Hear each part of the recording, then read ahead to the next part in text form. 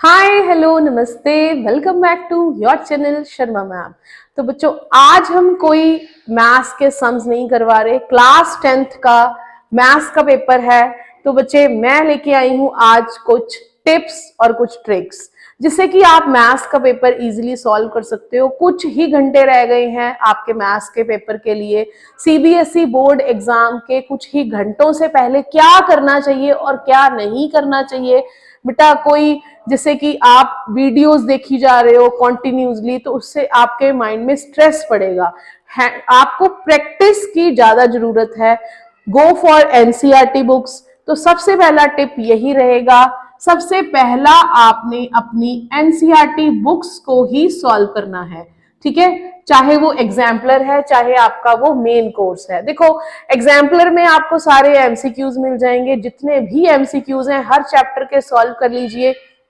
उसके बाद आपकी जो एनसीईआरटी की बुक है उसमें सारे जितने भी टॉपिक्स बनते हैं उन सबको रिवाइज कीजिए एक बार फिर से, क्योंकि एक दिन पहले यही करना चाहिए जो आपने पूरा साल प्रैक्टिस किया है। कुछ नया मत करें, कुछ नया करने के चक्कर में आप पुराना भी भूल जाओगे। सारे फॉर्मूला रिवाइज करने हैं। Revise all the formulas. कैसे रिवाइज करोगे? एक पूरे पेज पे लिख लो सारे फॉर्मूलाज।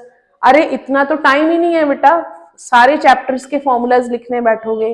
तो ऐसा करो, हमारे चैनल पर ना वीडियो है सारे फॉर्मूलाज की, तो लिंक आपको डिस्क्रिप्शन बॉक्स में मिल जाएगा। ज्यादा टाइम नहीं लगेगा, 5 मिनट्स की वीडियोस हैं। तो एक बार रिवाइज जरूर कर लेना, सारे फॉर्मूलाज को गो थ्रू हो जाना, ताकि अगर फॉर्मूलाज आपको आते होंगे, क्वेश्चन आता नहीं होगा या क्वेश्चन कभी देखा ही नहीं, कभी प्रैक्टिस ही नहीं की, तो उस केस में क्या रहेगा, सारे फॉर्मूला रिवाइज करने के चक्कर में आप सम तो कर लोगे। ठीक है, अब आंसर शीट की बात करते हैं। आंसर शीट में सबसे इंपॉर्टेंट क्या रहता है? जो आपका सॉल्यूशन शीट होता है उसमें सबसे इंपॉर्टेंट होता है आपके क्वेश्चन का आंसर। ठीक है, तो आंसर को मैं हर बार बोलती हूं कि आपने अपने आंसर को बॉक्स में रखना है। Keep the answer in box.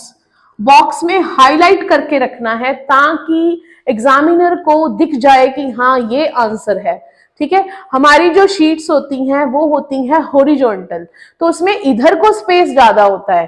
तो बच्चे क्या करते हैं, कई बार रफ में ही कैलकुलेशन करके आंसर निकाल के आ जाते हैं। तो अगर आंसर बॉक्स में होगा तो दिखेगा जरूर। उसके बाद है हमारे पास सीरियल नंबर।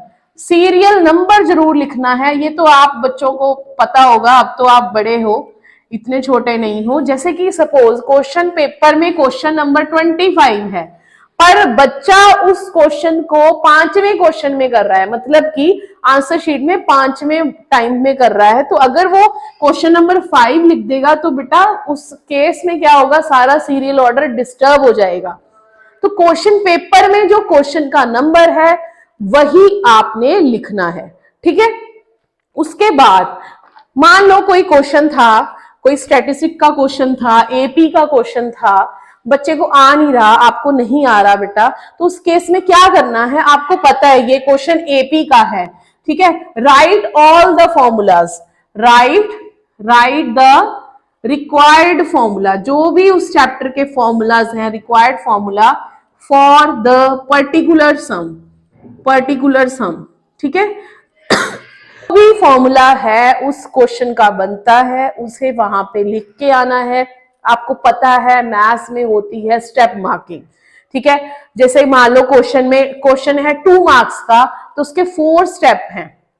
क्वेश्चन 2 मार्क्स का है, उसके 4 स्टेप हैं, तो आपको मिल जाएगा 1.5 1.5 1.5 सॉरी 0.5 0.5 0.5 0.5।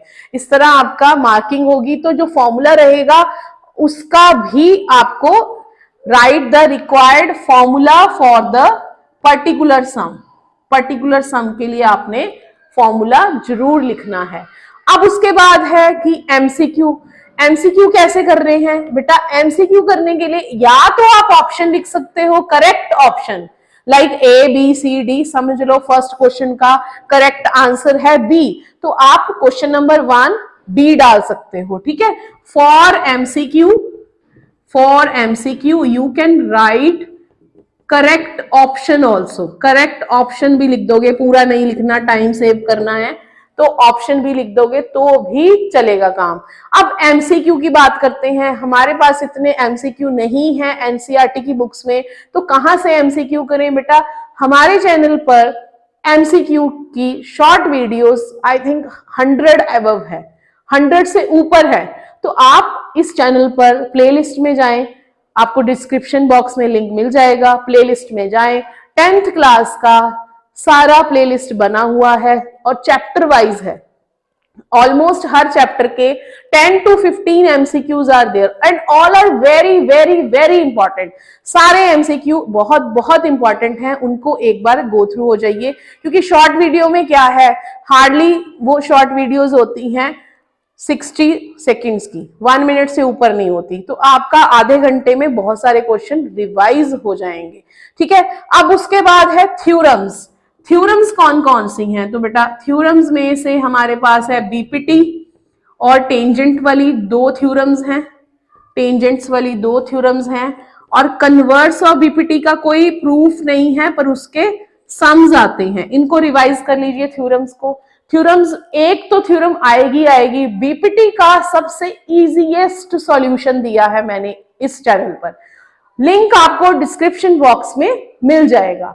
नेक्स्ट, अब कैसे पेपर सॉल्व करना है? 3 घंटे में बहुत मुश्किल से पेपर पूरा होता है मैथ्स का, तो वो डिस्कस कर लेते हैं कि आपने किस तरह से पेपर को अटेम्प्ट करना है।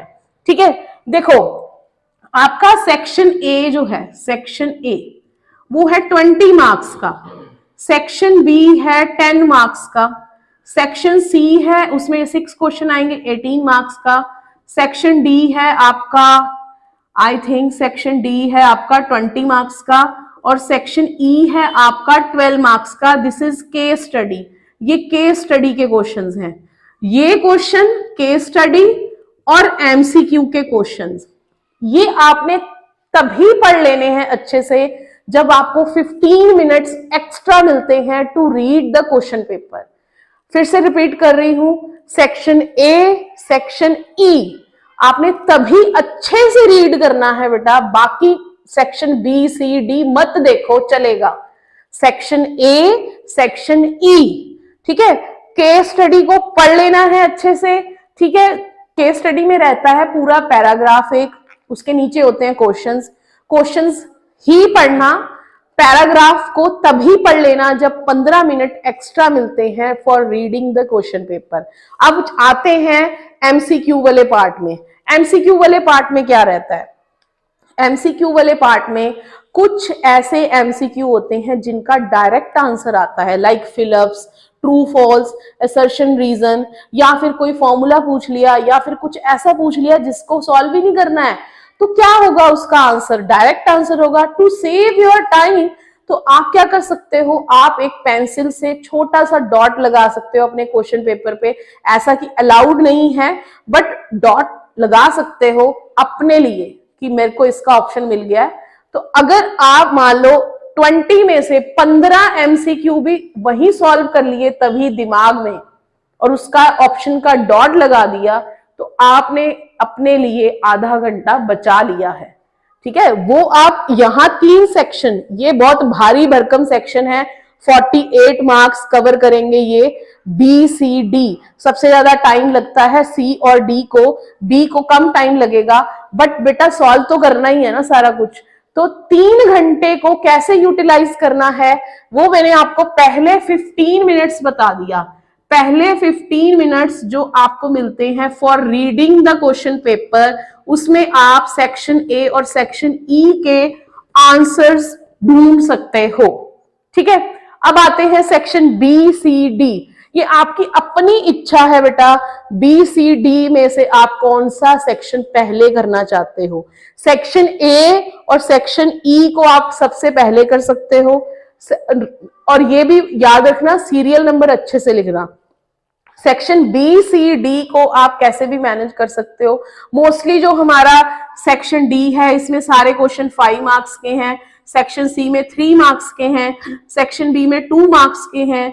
ए में 1 मार्क के क्वेश्चन है और ई में हमारे 4 मार्क्स के क्वेश्चन है। इसके पार्ट्स होते हैं, कोई 1 पार्ट, 2 पार्ट, 3 पार्ट, और इंटरनल चॉइसेस भी रहेंगी, उनको भी अच्छे से सॉल्व कर लेना, देख लेना कौन सा तुम्हें आता है अच्छे से। इंटरनल चॉइस में भी आपने अच्छे से ध्यान रखना है, ठीक है।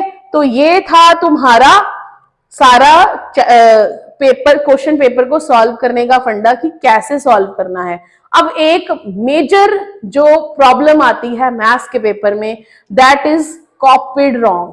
कॉपीड रॉन्ग तो बच्चे क्या करते हैं, क्वेश्चन पेपर में लिखा होता है 2556, बच्चे ने आंसर शीट में लिख देता है 2655, गलत हो गया। हालांकि मेथड आपका सही होगा, आपने सब कुछ सही किया होगा, उसके लिए आपको हाफ ही मार्क्स मिलेंगे। अगर 2 मार्क का क्वेश्चन है तो 1 मार्क ही मिलेगा। तो बेटा एक बार स्टेटमेंट लिखने के बाद क्रॉस चेक जरूर कर लेना। That is your tip number 9। Cross check your statement. कब करना है इसको? तभी कर लेना है जैसे ही स्टेटमेंट उतारी, अच्छा मैं देख लेता हूं कि मैंने सही डिजिट उतारे हैं, ठीक है। टिप नंबर 10 जो है बेटा, जैसे हमारे स्टैटिस्टिक के क्वेश्चंस रहते हैं, स्टैटिस्टिक के क्वेश्चन में मान लो XI आपने लिखा, FI लिखा, FI XI किया। अब ये प्रॉब्लम सिर्फ स्टैट में आती है। मान लो मल्टीप्लाई करके तुम्हारा आ रहा है 84, 122, 56, 78, 100, इस तरह तुमने लिख दिया। अब बेटा इसको ऐड भी करना है।